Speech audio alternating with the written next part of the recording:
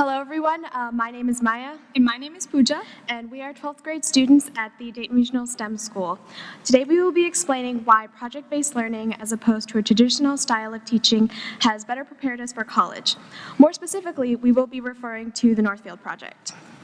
So the Northfield is an empty field on the north side of DRSS, which was excavated with the intent of constructing a space that the entire DRSS community could utilize. 11th grade students were given a task to design a space that would meet the community's desires. The integrated project between the technical reading and writing class and algebra class involved creating a proposal and 3D design of the field.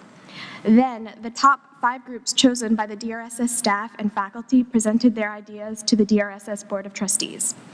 Not only did this project teach me how to be a better technical writer and how to use the computer programs such as Desmos and SketchUp, but it also gave me a sense of satisfaction because I had created a proposal that could have a lasting impact on the future of DRSS students.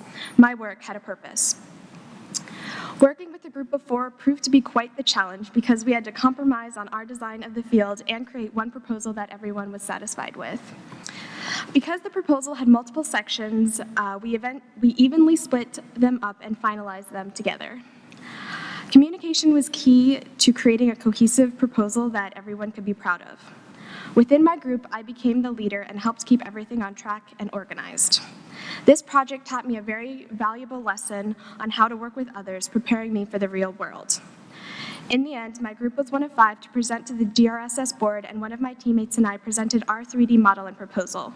Nothing is finalized yet, but the board was impressed by all of our ideas and is considering how to move forward from the currently empty field. So in my personal experience, learning how to write technical documents like resumes, cover letters, or proposals has been really helpful.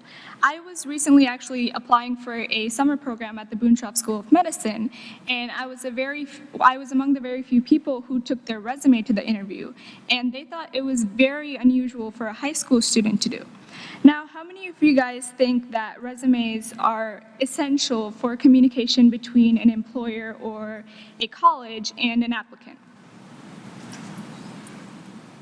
Yeah? And how many of you guys learned how to write and format a resume properly? In high school. In high school. Yeah, not a lot of people. That's a huge difference. And I think that's a huge problem because once you get out of high school, colleges expect a resume and a cover letter. And if they're not formatted properly, it's gonna leave a bad impression on them. So I think we should be able to incorporate real-world skills into the content that we're teaching or learning. Now, moving on to the algebra side of this project, I would like to highlight how this project-driven content learned in a classroom can be used in various fields.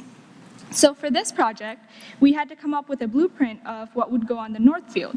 So we had to use formulas of various conic sections that we had learned in class, like the hyperbolas, parabolas, ellipses, etc., in order to come up with the plan. And in order to do this digitally, we use a program called Desmos, and that's the program that you can see there.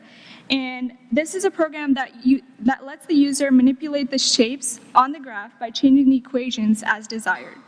Now, not a lot of people think that the formulas of a conic section is going to be useful to a doctor or a chef.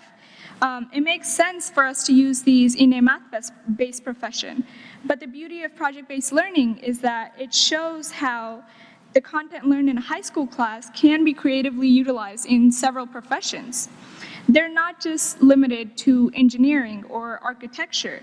A surgeon can use these formulas to plan the incision they're going to make, or a chef can use them to plan the meal they're going to prepare.